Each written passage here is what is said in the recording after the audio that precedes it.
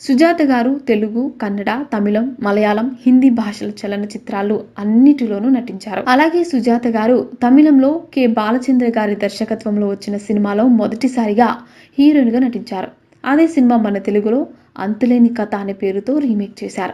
అలాగే సుజాతను దాసరి నారాయణరావు గారు తెలుగులో 1979 సంవత్సరంలో వచ్చిన గోరింటాకు సినిమా ద్వారా పరిచయం చేశారు. ఆ చిత్రం విజయవంతం కావడంతో ఆ తర్వాత సుజాత గారు అనేక చిత్రాల్లో నటించారు. అంతేకాకుండా తెలుగులోని అగ్రకథ నాయకులతో నటించే అవకాశాలను పొందారు ఆమె. అంతేకాకుండా దాసరి నారాయణరావు గారు తీసిన చాలా సినిమాలలో సుజాత గారు నటించారు. అంతేకాకుండా ఆవిడ పేరుతోనే దాసరి నారాయణరావు గారు ఒక సినిమా కూడా తీశారు. అందుకే ఎప్పుడు సుజాత గారు తెలుగులో తనకు మంచి అవకాశాలు వచ్చేలాగా చేసింది దాసరి నారాయణరావు గారిని ఎప్పుడు చెబుతూ ఉంటారు. అలాగే సుజాత గారికి గోరింటాకు, సూత్రధారులు, శ్రీరామ్